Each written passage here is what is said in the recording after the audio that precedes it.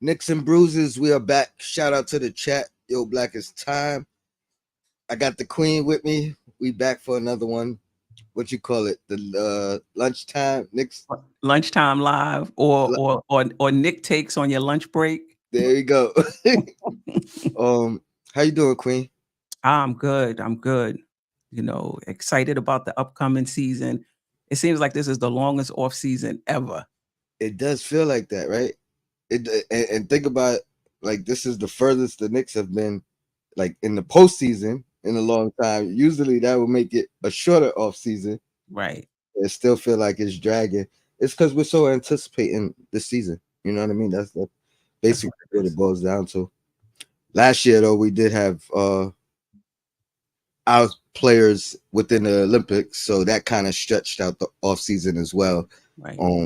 This year, obviously, we didn't have anybody participating, but I want to talk about the Knicks challenging the Celtics for that number one seed in the East. I think it's plausible. Hmm. Last year, going into the playoffs, there were a couple of teams. Wasn't a popular opinion, but there was a couple of teams that I don't want to say feared. It was teams that I thought the matchups wise we didn't fare well against. Right. So I would have preferred to avoid these teams. And I'll put it out there. I said it last year. It was the Pacers was one of them Hmm. because of their style of play. And they beat us early in the season as well. And then Orlando. I was nervous about those two teams. A lot of people were surprised. A lot of people thought I was crazy. I liked the matchup with Boston. I liked the matchup with Milwaukee. I liked the matchup with some of the more veteran teams. Philadelphia. Hmm. Those teams didn't scare me. This year, it's a little bit different. I'm not fearing anybody. I think we have the personnel now to match up against anybody in the East. And yeah, we're gonna break it down. We're gonna talk about what's your thoughts? Can we challenge that first seed for the first seed? And what do you think we need to do to get there? We definitely can. We definitely can. I think we have to stay healthy. Number one, I think we have to gel. I think we're a great team on paper, but we have to actually put it together and see if it actually, if it actually works. Remember, we have new members on the team since training camp last season. Mikal Bridges, OG Ananobi, Precious Achua, who may or may not be um, in the rotation, and then Randall coming back. So this is a totally new team coming into training camp this season. So chemistry is going to be important. I don't think it's just automatic. Chemistry is going to be important. But if we can get the chemistry down, and there's no reason why we can't, high IQ, unselfish players, and we stay healthy, absolutely. Absolutely. Speaking of, I agree 100%. Speaking of the chemistry part though, what do you think is the biggest adjustment for this team, considering for chemistry wise? Yeah. I mean, for the most part, Mhm. we got what one, two, we got three starters, right? That were already on the team.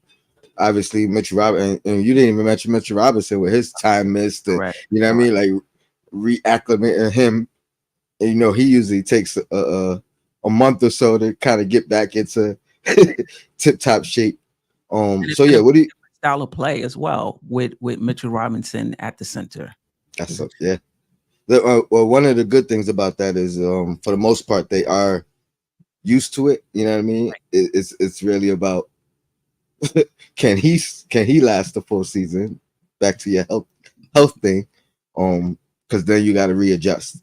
But yeah, chemistry wise, we got Mikal in that starting lineup. He's gonna be new, so that's one part of the adjustment. Um, and then Randall coming back. But out of that starting lineup, what do you think the biggest adjustment is going to be? Or how do you see? Mhm. Do you think it's a bigger adjustment for Mikal, or do you think it's a bigger adjustment for the rest of the starters? Let's start there. I think it's going to be a big adjustment for everybody. Everybody. Because listen, Devo is not in that starting lineup anymore. iHeart is not in the starting lineup anymore. It's a new these guys they have 0 games of playing together, right? So I think it's going to be an adjustment for Brunson. You know, how much does he score? How much does he pass? I think it may be an adjustment for Randall because he may not get the ball every time down because there are other options. So his touches will decrease. Brunson's touches will decrease. Mikal Bridges is going from being the number 1 option on his team to now being number 3. You know, OG may not be much of a um, adjustment for him. But I think it's just people just getting used to playing with each other, where they like, where they like the ball, um, reading off of, each other. I just think those things take time. I don't think it's a major thing. I just think it's to be expected when you have what's up, Jarrell? When you have a new starting lineup. It just takes time. No doubt. No doubt. All right. So back to this number 1 seed. Biggest threats is probably obviously the Celtics, Philadelphia, maybe Milwaukee. Let's go through those teams. We want to add Indiana in there. Let's put some respect on Indiana since they beat us. Let's start there. Where do you see with Indiana, Milwaukee, Philly? We'll leave Boston for last. Where do you see them faring in the East? Where do you see them faring against us? We'll start with Indiana. And actually, let me take the lead on this, just because they really didn't make any changes, right? No new additions. They kind of just bringing back the same team they ended the season with. There's people out there that feel like that's a mistake. They're looking at them as that Atlanta Hawks team from a couple years ago that kicked our butts in the playoffs, and them coming back thinking, hey, we got a team here. That team went to the Eastern Conference Finals, right? Correct. As well. So yeah, I mean, it's a fair comparison. They thought they were strong enough to run it back. Do you think Indiana fares as well this year as they did last year? Absolutely not. Absolutely not. If the Knicks are healthy, we would have swept Indiana. Maybe they would have got a game. Like I just never saw Indiana as much of a threat. And even without Randall, we dying like, getting injured and losing players along. It still went to 7 games. So nah, I don't really see Indiana as a threat, and I could definitely be wrong. There could be some internal growth, right, with Halliburton, internal growth with their roster, but nah, the Knicks are just on another level. And how about for the regular season? Because I'm playoffs different animal, but when I look at how they played in the regular season, prior to Halliburton going down, they were one of the best teams in the league. Definitely one of the best offenses in the league. Made it to that inaugural in-season tournament championship. You think they take a step back in the regular season? I don't think they may not take a step back at all. I just think the Knicks are better. Okay. Yeah, that's it. I mean, they may not take a step back. They may even take a step forward. But the Knicks are trotting. I just think we're just better. And a key to our season, and I've said this multiple times since yesterday, is Tom Thibodeau committing to that small ball lineup. That changes everything for the Knicks. It makes us more diverse. It makes us harder to plan for, harder to beat, because we got 2 styles of play. That's going to be important for us. So when they go with Miles Turner and that's not even when they go with, that's their starting, lineup. Randall and OG should be fine against those two, in my opinion. So, that's going to be key. I think if Tom Thibodeau wants to keep Mitchell Robinson out there on Turner, I think that plays into their hands a little bit. I think the Knicks are ahead of Indiana, and Tom Thibodeau has to work the roster. All right. Milwaukee. Not really sure what moves they pulled off. I know they got they added some offense. They're better. They got Gary Trent Jr. from Toronto. Jr. That's going to help them. And they got someone else too. They got two players that I think is going to help them. Gary Trent Jr. is a starter. And they were able to add him to the roster. Who else did they get? Maybe somebody in the chat can help us. But they got somebody else. So I think Milwaukee is a threat. I think Milwaukee is going to be better than last year. I think Boston, New York, Philly, Milwaukee, that's the cream of the crop in the Eastern Conference.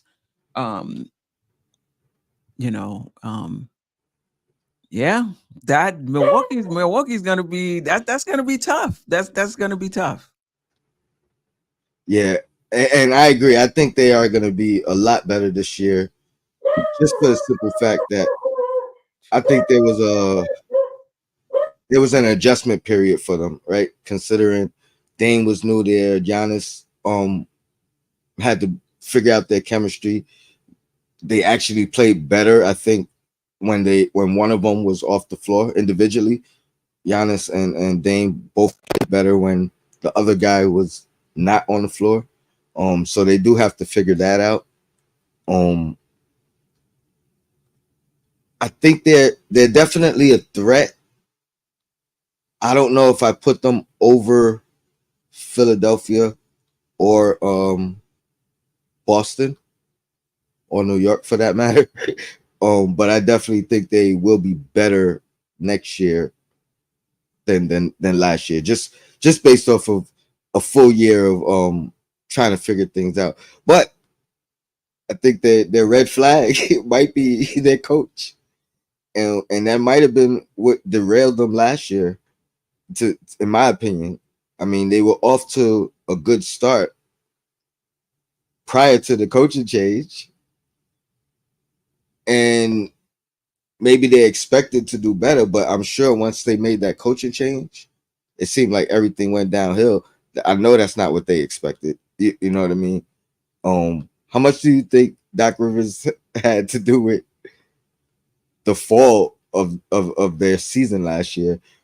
And do you think he helps them moving forward or hurts them moving forward? I think you mean it. Yeah, you mean it. I was looking at their roster. They made some other changes, but I'll get into that after I answer your question. I think he's an asset for them in the regular season. I think in the playoffs, he doesn't have that reputation, that X's and O's, that adjustment reputation. But the better your team is, the better players you have, the less adjustments you really need to make because you have players who know how to play. So I think Milwaukee is going to be. They're going to be up there. They also signed DeLon Wright. I really like him as a backup guard with his size. Taurean Prince is on the team now. And listen, these guys are not like all-star players, but they're good, solid role players. They're good, solid role players. Pat Beverly is He's there. gone. No, he's gone. He signed overseas. He signed overseas. Okay. And Gary Trent Jr., who's a starter. So I think Milwaukee is going to be and Jay Crowder is a free agent, right? Yes. There's rumors of him interested in there and Sacramento. Yeah. Yeah, I do think they got a little bit better on defense with Terry and Prince. Not so much with Gary Trent Jr., but he definitely enhances their shooting, Right. And which DeLon was Wright too helps them defensively. defensively, yep, absolutely. But yeah, I'll put them at 4. Um, Philadelphia, they made some big moves. I'm I kind of don't good. that no. I was just gonna say I think for them it's gonna take time just for chemistry. You talked about us with chemistry. I think they're gonna have a adjustment period themselves. Um, Yeah. and then a big thing, obviously, the health. You know what I mean? If I was a Philadelphia fan, if I was within that organization, I don't know how enthused I would be about Embiid playing in the Olympics. Hmm. I think he should have. I would have wanted him to get some rest, but Hmm. obviously not wishing any injuries on anybody. But maybe he needs to load manage a lot this season based off not having a good break in the offseason. Paul George, I think your video is about you're out is out.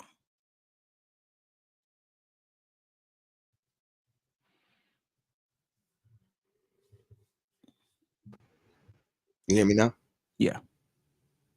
All right. Yeah, Maxi looks like he put on some pounds, got a little stronger. He's ready to take the next step. But I think it's chemistry and health with them. I think they Right. take time to adjust. What's your thoughts on Philly? The same. The same. I really don't see a lot of separation. I got to be honest between New York, Philly, and Milwaukee. I don't. I think that you know Boston. I'm a give them an edge because they won the championship. But I could see any of those other three teams taking the number one spot. But I don't really see a big gap between us, Philly, and Milwaukee. I think it's going to come down to health, injuries, oh, excuse me, health, chemistry, and not you can't lose games that you're expected to win. Like that's how tight I think it's going to be. So which team can get it together quicker? The chemistry together quicker, get that mindset together, beat the teams you're supposed to beat. Um, I don't really see a lot of separation between And those. honestly, the one thing that you didn't mention that I'll throw in there is coaching, right? Yeah. And when you talk about us and Thibodeau and his tenure here, I mean, from the beginning, since he first got here, when the team wasn't, the greatest assembled team, if you will, night in and night out, the one thing about this team is we fought, right? Right. Whether it was um above the competition above us, we still was within a fighting chance of winning games, night in and night out, and that's been the standard here since Thibodeau has gotten here. Mhm. Night in and night out, we are giving ourselves a chance to win, whether the competition is high or low. Last year in particular, we only lost maybe 3 games, I think, to teams that we should have beat. Right, Right. some of those teams were probably ranked lower than they should have been, or outplayed their ranking from the beginning of the season. When I speak about teams like Orlando, I think they were better than expected. You know what I mean? But we lost some games to teams like that. But other than that, three games all year, I think we lost to teams that theoretically we should have beat. I don't think that becomes an issue for us in particular because that's been the standard under Thibodeau. Some of these other teams, I think, will lay some eggs throughout the season a lot more than we did or we will. And that could be the difference in seeding in the Eastern Conference. 100%. 100%. Beat the teams you're supposed to, and yeah. Jarrell, he says he would have loved Pat Beverly on his team rather him than Payne. I agree. Yeah. I agree. And what he could have done, to elevate a guy like McBride. Like I don't even the issues or the questions we have with the point guard and the rotation and who's in and who's out. A guy like Pat Beverly, I would have been okay with. He might not have even played, but I know his value on the bench next to a McBride would have been, super influential compared to and again, I don't know either one of these guys, but I know more about Pat Bev than I do Campaign. So I don't know what Campaign brings in that aspect. But just as a teammate and a guy who rides for his team, like he could fight with you today, get traded to your team tomorrow, and now he got your back. What you know what I mean? 100%. And that's that kind of fight that I'm talking about. So I agree 100%. Shout out to Jarrell. I'm gonna get a couple more comments in a second. I want to go and talk about this Boston. Well, anything else you want to add about Philly before we move to Boston? No, no, I think you hit it on the head. Chemistry, chemistry and health. I mean, Maxey is on the rise. Paul George, he's a really good two-way player. And then Embiid, again, are they healthy? That's the issue. Peter P. He says he believes coaching staff has an adjustment with Mo taking Bryant's place.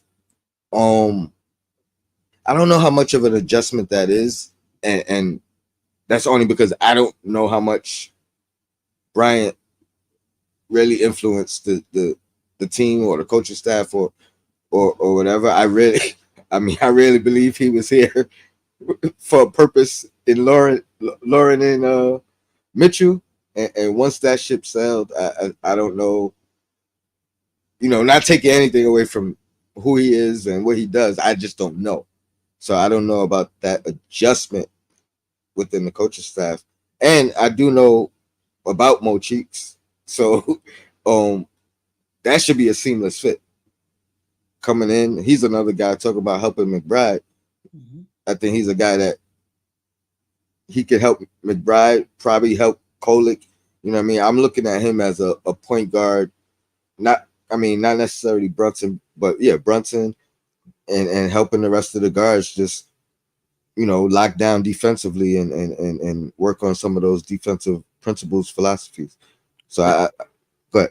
This is why, but he'll be big for Brunson too, because you got to remember, Mo Cheeks won a championship. So, as well as Brunson has played, it gets real now. As you're trying to win a championship, because how many really good players have we seen play well in the playoffs, and it takes them years and years and years to actually win a championship because there's levels to it, and it gets harder the deeper you go into the playoffs. And so having a point guard on the bench who's won a championship, I think is going to be huge for Jalen Brunson. That's a fair point. Only reason I hesitated with the Brunson thing because I'm like, well, Brunson, he got his dad. He got he got. Oh, but yeah, he'll definitely. And if there's one area where Brunson can improve, it's defensively, right? Not saying that it's not due to effort, it's due to size, but he may be able to pick up or learn a couple of strategies that he could utilize that where he doesn't have to be a liability based off his size. You know what I mean?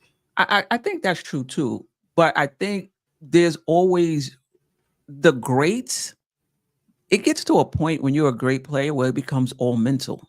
It's not even about the physical stuff. It's about when the lights get brighter, you're expected to perform at the same level and even higher, even though the field has changed.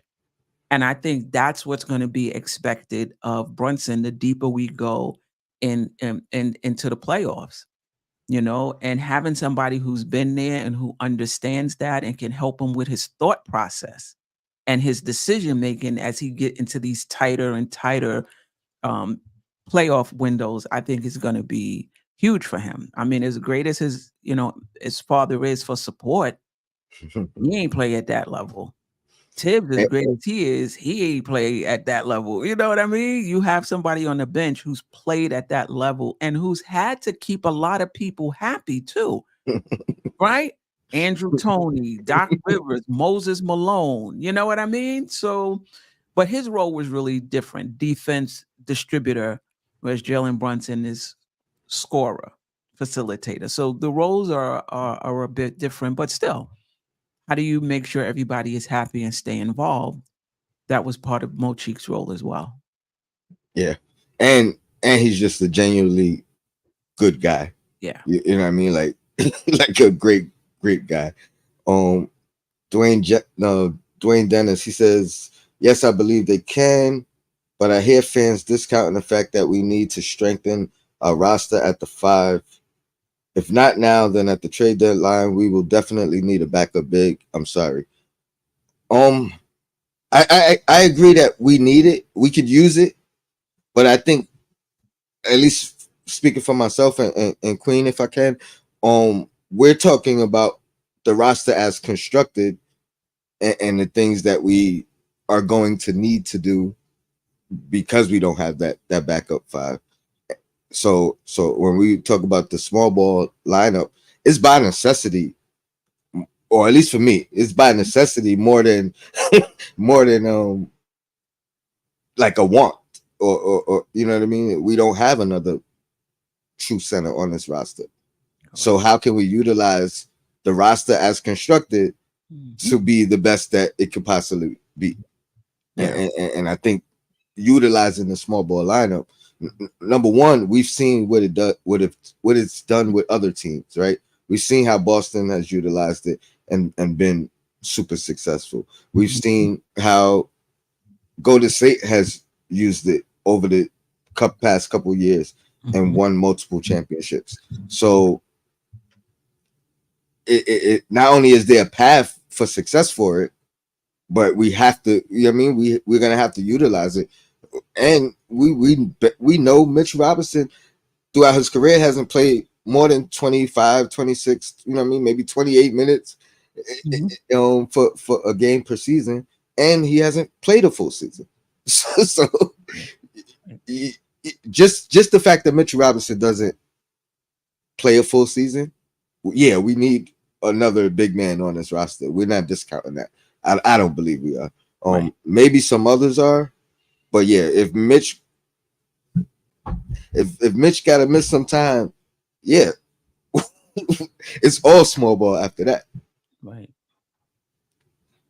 We got a couple more comments and then we'll get into the Philadelphia.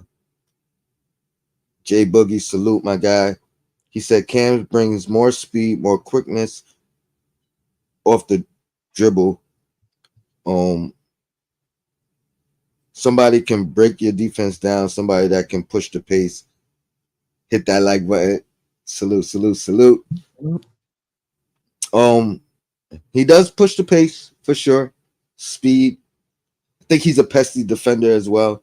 We could utilize him. I mean, Thibodeau is gonna have to figure that part out, man. Whether it's Deuce, whether it's Payne, whether it's Tyler, he's really gonna have to figure that out. Speaking about adjustments, again, that's one of our biggest adjustments. Is going to be how Thibodeau, you know, how quickly he adjusts to figuring out what rosters are good, which ones he like. He might have to use one that he don't like, even because it's good. You know what I mean? Like he's got some adjustments to do. But the thing about Tom is the stats pretty much tell him what to do. So after a while, if he figures that starting lineup is not working, he gives them an ample. You know, he gave Burks ample opportunity. He gave Kemba Walker ample opportunity, and it wasn't just about Kemba; it was about how that team operated together. So he will give it a good look. If it's McBride, McBride is going to get a good look. If it's Campaign, he's going to get a good look. But Tom Thibodeau is not going to hesitate. Well, I shouldn't. He'll give it enough time, but he will pivot if he Yeah, needs to. yeah. So it's usually about 20 games, and then once he pivots, you gotta wait your 20 games to maybe get that shot back. You know what I mean? Like, right? so that is a fact, and it's almost 20 games on the spot. Like that might be something that's on his board. Like I'm looking at all these analytics, 20 games. All right, this is my first pivot. I agree. Who we got here? And this is gonna be our transition right here. East Blue Drew, he says, I can't wait to ruin Boston's night. We have never seen our team at full power. This is the first time we get to see what it really looks like. That's a fact. I mean, we'll see it in preseason, you know what I mean? But yeah, when the lights is on, opening night, Eastern Conference Finals preview, you know what I mean? Yeah, I'm looking forward to ruining that night. Let's talk about the 1 seed, and then we'll talk about that night. And Boston, and us challenging them for that number 1 seed. I think there's a fair shot for us to do it. I think there's this term that people throw around, the championship hangover, right? I mean, I think that's a real thing. Just repeating in general is super difficult. You know what I mean? It is. They start the season off, with Kristaps on the injured reserve until January, maybe December. So I don't think it's smooth sailings for them just to run the table or dominate the league as they did last year. And then as far as the Knicks in comparison to them, I thought we fared up well against them last year, if healthy. You know what I mean? I don't think they have an answer for Julius Randle. I think they can make things difficult for Brunson. I'm only speaking on matchup wise. I'm not speaking, like, this is no knock on Brunson, but they do have two of the best guard or defenders in the league, period, who happen to be guards, who I think can give Brunson a hard time. And they're gonna be a walk in the park for him. But when it comes to their wings, I think we have defensive, the same way they got guys that could trouble Brunson. I think we got two guys that could give Brown and Tatum just as much trouble, right? So when I look at it like that, and then, like I said, I think for that matchup in particular, Randle is that X factor. Randle is that guy, especially when you talk about KP being out. They don't have a guy that could stop him, I don't think. Theoretically, you could put Drew Holiday on him, right? Which over, throughout the years, we've seen small defenders give Randle a hard time. But that's taking away from, I think they need the guards to guard our guards. You know what I mean? Like, you got McHale, you got Brunson. They're gonna have their work cut out for them guarding those guys defensively, but they could do it. So, but yeah, matchup wise, I think we're right there with them. I think we have an X factor that they don't have an answer for in my beliefs. I don't think Tatum, he's not like he's a solid defender when he's focused, but there's question marks there. You know what I mean? So I don't think they have an answer for Randle. So for that point right there, I think head to head, I think we could beat them. I really do. Yeah. What's your thoughts on Boston? Anything I missed in that analysis? Anything you don't agree with in my analysis with the matchup wise? Yeah. No. Nothing I disagree with. I will say that Devin White I mean, Derek White and Drew Holiday will make it hard for Brunson, but he'll still get his. And just like OG and Mikal Bridges will make it hard for Tatum and Brown, but they're gonna still get theirs. The only thing you're really trying to do is make it more difficult for them. You're not gonna stop them. Maybe make them be less efficient and take more shots to get the points that they get. Tire them out. Um, the thing about it is we're not relying on OG and Mikal Bridges to score a lot of points, but they have to score. Don't get me, but they're not our, two best scorers, so that helps because when you're playing a Tatum and a Brown, that's a lot of energy that that you're putting out. So Can I? I do think it's a good matchup. I think Horford and Mitchell Robinson is not a great matchup, actually. And so we may, have to go small against them, maybe more than we usually do. Yeah. Two things I actually disagree with. I would want Mikal in particular. OG, maybe this is a discussion for later. But Mikal in particular, I want them to be as much of an offensive threat and make these guys work on the defensive end. You know what I mean? Because I think that is a luxury that we kind of have in the sense that if their offensive input is more and more aggressive than what they're getting from their guards, you know what I mean? Like Derek White, he's a capable scorer. Drew Holiday's a capable scorer, but I think their roles offensively should be lesser, right, than Mikal's role offensively for us and Bridges' role offensively for us. So if Bridges and Mikal can kind of make these guys, you mean OG and Bridges? OG, yes, my bad. OG and Bridges. If they could make Brown and Tatum work on the defensive end, maybe that takes away from their offensive output, right?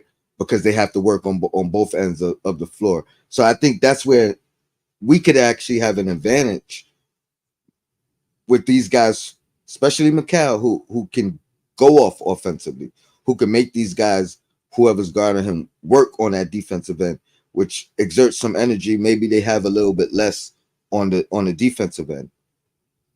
Derek White, say that again. And vice versa, they're gonna make him work as well. And then on the flip side, with Brunson, maybe to a lesser degree, he doesn't have to worry about these guys as much offensively. I'll put Derek White closer to that Mikal side where he's more than capable. He's a little bit more aggressive than I think Drew Holiday is. Drew Holiday really picks his spots and chooses. Like I think offensively, I compare Drew Holiday with OG. How they pick their spots. They're very particular on when they're gonna take a shot. They're not shot hunting. Mm-hmm. So I think matchup wise, I think it's great all across the board. And then the Mitchell Robinson thing, my only pushback on that is I think Al Horford visibly took a step back this past year. He like age is starting to settle in with him. You know what I mean? So yeah, clutch, big moments, big stops and things like that, more than capable. But for entirety of a game, I would still give Mitchell Robinson the edge, if healthy, just because of size, athleticism. Like I think he could dominate for a longer portion of the game against Al Horford. Al Horford, I'm worried about him in moments. You know what I mean? Like big moments. So I'll give him the edge Mitchell Robinson out there on Horford for the game. You like that matchup? I do. I'm more nervous about it. I'm more nervous about Al Horford in a big moment than I am for the entirety of a game. You know what I mean? So that would be my only push, right? And I wouldn't like necessarily go small, like start the game small. Like I wouldn't make a I wouldn't start the game small okay. either, but I don't think Mitchell Robinson can guard Horford. He might be falling off a little bit, but he's gonna still be able to get wide open threes whenever he wants them. He's gonna still be able to get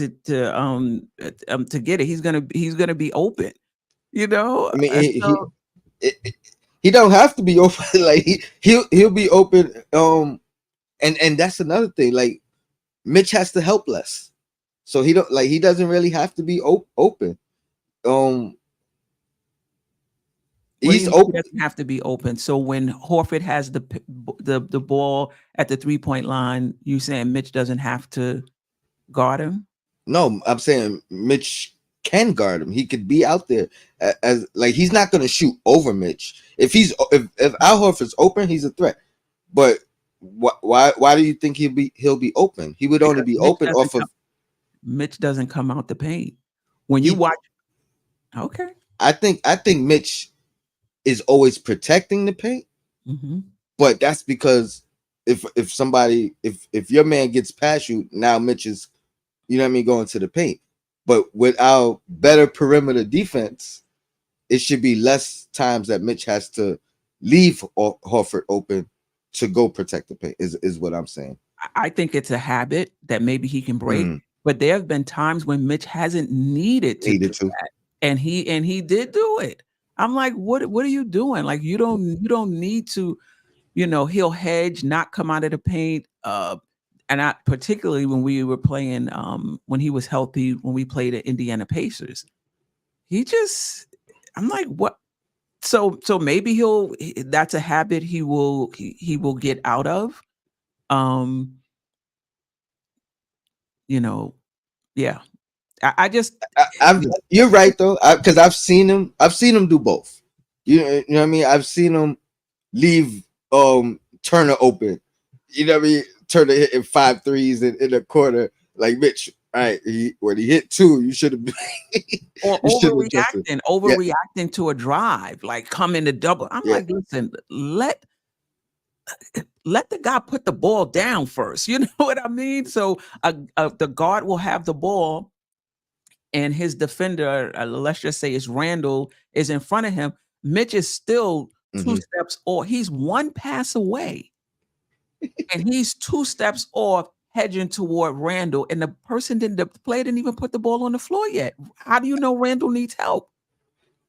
All right. My only pushback is that was pre-Mikal, right? That's pre-OG for the most part, right? He's, you know what I mean? Like he hasn't played much with OG either. So that's my only logic in that. Maybe, yeah. Okay. You know what I mean? Like, but we'll see. We'll see. Yeah, I lost my train of thought. But yeah, I think we could challenge them matchup wise. I think obviously our bench should be a little bit stronger than their bench.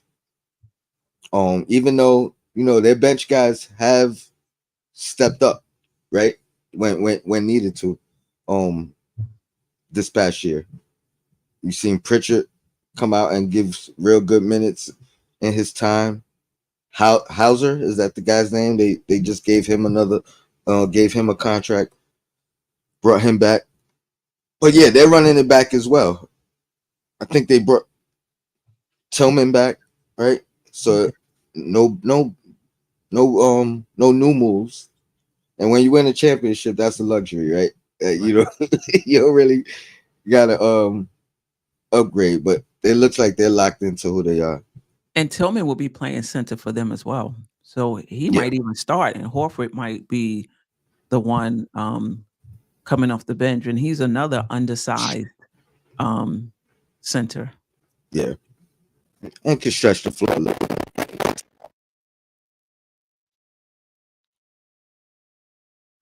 bit. Your mic is on.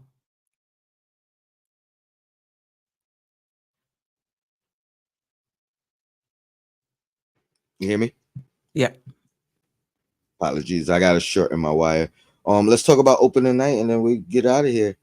I think opening night is the start to determining whether we can get this number one seed or not. Um, I mentioned it earlier a couple shows ago. You know, the effect of KP not being available for some time. That championship hangover I mentioned earlier today. These guys playing in the Olympic, what they had two or three players, right? In these Olympics. Um, I anticipate a slow start for Boston just in general anyway. But that night, you know what I mean? A lot of teams don't win that game when they get their rings, right? All the emotions are so high, you know, the celebrations, and for a moment they forget we got a game to play. The Knicks are gonna be waiting for the game to play that whole time. You know what I mean? It's no celebration for them. It's no distraction. You know what I mean? So I think we could pounce on them early, make a statement early. You know what I mean? And anticipate a win that game. Let me just throw this out there, Queen. I'm thinking about going to that game. I know we usually do the first home game. I got some family members that are big Celtic fans, and I'm sure they want to go see the ring ceremony.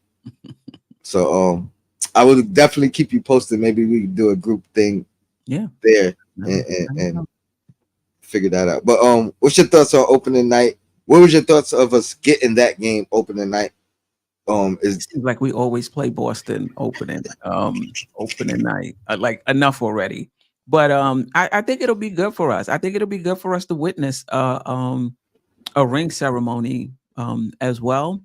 I think it's going to be um, good for the team to match up against their championship team in your conference. This is going to be your first look of how well you match up with them, and win or lose, you're going to have a sense of where you are and what what you may need. But I think for the I think it's more about the season series than it is about that one game. So yeah, um, we'll see. Both any teams are gonna have stuff they want to prove. Yeah, that you're not ready for prime time. That's what Boston is gonna say. All the changes you made, yeah. Y'all not ready for prime time. I don't think they're gonna be drunk from that ring ceremony because it's the Knicks. Maybe okay? if it was another team, maybe, but for the Knicks, nah, they gonna be ready. I don't know.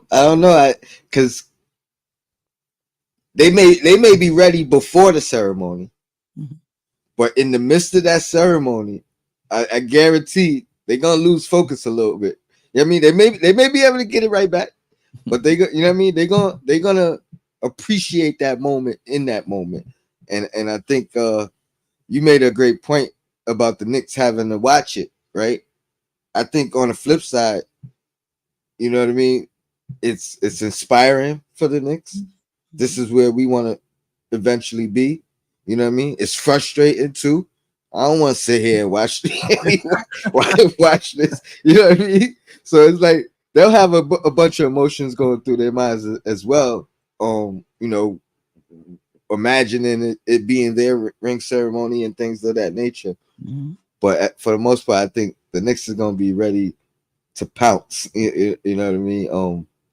And yeah, we do play Boston opening night. It feels like every e- Every- every year, yeah, every year. But yeah, I mean, I think that's it for today. Yep, I'm looking forward to this opening game. Hopefully, we could get together and do a little group thing. That'd be nice. that would be real good. When the schedule comes out, maybe I don't know what Simmons doing. Just kind of sit down, look at the schedule, and kind of like map out what events we want to do. Um, for the season. Hopefully, we get a chance to go back to Washington this year. I really love those trips. Washington, we gotta do Washington, Philly, Boston Yeah, for sure, yeah, and and then even Brooklyn. obviously, I'm gonna look for a spot um, in Brooklyn. Well, Brooklyn's not going to be that great. what we should do their team is not going to be that great. What we should do is usually there's a back-to-back home and home. Maybe do that Brooklyn home away with Brooklyn, Right. and especially if it's in a 3-day span. Well, at least for me, that's the most viable for me to do, because it's one trip, 2 games. You know what I mean? I gotta map them out better this year, so I make more of them. I missed a couple, but yeah. Any last words? Anything you got coming up? The weekly show, we went twice. We're going twice this week, so we went last night. And those in the chat, if you didn't get a chance, you could check it out on replay. We talked about Jalen Brunson, whether or not he should pass more and score less. So we talked about that last night, and then we're going on again this Thursday in our regular spot. And then you and I on Mondays, 12 to 2. Yes. We got the entire lunch break covered. 1 hour on Dope Soul Sports Talk, 1 hour on Knicks and Bruises. So, yeah, catch one live depending on when your lunch break is, and catch the other one on replay. That's right. That's right. Appreciate you, Queen, as always. I gotta go ahead and can't forget that. Mm-hmm. Let's go. Paris Duggar, appreciate you with the super chat. She says, salute to you both. Cash app, super chat to support. Appreciate the chat. He said, last night on Queen's show made me realize a trade is coming because the log jam, because Tibbs is playing deuce. So he said one of the guards is gonna get moved. I don't see the log jam though. Like, one is a veteran guard that you can sit, and the other one is a rookie who really not expected to play. You can sit too. So, like, if there was like 3 veteran guards all vying, like we had last, and I said this last night, like we had Lowry, we had Chris Paul, we had Brent. Like, I'm like, yo, that's a log jam. Like, yeah. I don't know if Chris Paul is gonna want to sit. I don't know if Lowry is gonna want to sit, but Cam Payne and Kolek, those guys can sit and be happy with it. And wait for your opportunity. Deuce had to do it. You know what I mean? Like, I appreciate the super chat. Appreciate you, Paris Duggar. I agree though. You gotta I think Deuce is in until it's his spot to lose. Right. You know what I mean? Or somebody gotta take it. Right. And until that happens, you know what I mean? After that 20 game spread, maybe Tibbs sees something, but yeah, it's his to lose. He earned it. He fought his way into it, and these guys have to do that. You know what I mean? Whether it be in practice, you know what I mean. Well, that's what Tibbs says. It starts in practice, so they got to beat them in practice, and then they got to wait for the opportunity to present itself and then do it in the game. So do it in practice, stay ready, and then perform when the opportunity comes. I don't think it's about that Deuce deserves the spot. And I think I said this on one of the shows yesterday. I don't think it's about that at all. He's worked hard. He deserved it. He played well. It's about what the Knicks need and which of those 3 can best provide it. That's what it's really about. And if it's Deuce, it's going to be Deuce. But if it's not Deuce, it's not going to be Deuce. You know what I mean? Because Tibbs is going to run the stats. So I agree with you. Unless something drastic changes in practice or in training camp, Deuce is the preemptive. Like, he has the number 1 spot. I don't care what they said about Kolek coming out of training camp. McBride is penciled in at that spot. And then you run the stats though. Yeah. Right. And then you run the stats. So I don't think it's about, he deserves it as much as it's about what do the Knicks need when Brunson is off the floor, and which team functions better? Is that the team which team functions better? Is that the team with Deuce? Then it's going to be Deuce. Is that the team with Cam? It's going to be Cam. It's hard for me to believe it's the team with Kolek, but stranger things have happened. I mean, I think we're saying the same thing. When I say he deserves it, I'm more saying he earned where he's at right now. But always, it's always that competition, right? That training camp competition. It's always, like I said, if somebody beats them, they beat them. You know what I mean? If somebody outperforms them, and to your credit, maybe I'm saying it wrong because it's about the team. So if somebody functions better, you know what I mean, within that second unit or whatever the case may be, then at that point they earned it. Right. You know what I mean? So it's I always that he's going to get the first crack. Yeah. And he ain't giving it up easy. You know what I mean? So right. But it's really going to be about what role do the Knicks want from him? Because the reports have already came out that the Knicks see him as an off guard. That's the thing. You know, the Knicks see him as an off guard. And if the Knicks see him as an off guard, then that's behind DiVincenzo. You know what I mean? Mhm. So if you see him as an off guard, where the minutes coming, you know, that's where I'm saying where the minutes coming from, unless that report was wrong. Unless that report was wrong, right? Then that changes everything. So it's gonna be interesting. And that report did come hand in hand with the Colic report, correct? So I'm wondering if, I mean, I think they coincide. You know what I'm saying? Like, right. But only time will tell. Only time will tell. And listen, we're talking about the deuce that ended the season. We don't know in terms of playmaking, running a team, organizing a team. We don't know who the deuce is that's going to enter training camp. He may have taken care of all of that. And he may have improved in some areas. That's what I'm saying. Yeah. That's what I'm saying. Yeah. So we shall see. We shall see. Last one from Paris. She said people are coming for Josh Hart's time and Randall's time. Man, it's a waste of time. I think again, these are Tibbs problems. He's got to figure out how to spread those minutes out. Right. But let me get out of here. Let me get ready for work. Appreciate you, Queen. I will see you Monday for the double header. Yep. Replay gang. Appreciate you guys. Everybody in the chat now. Appreciate you guys. Until next week, man. Yo, Black is time. We out.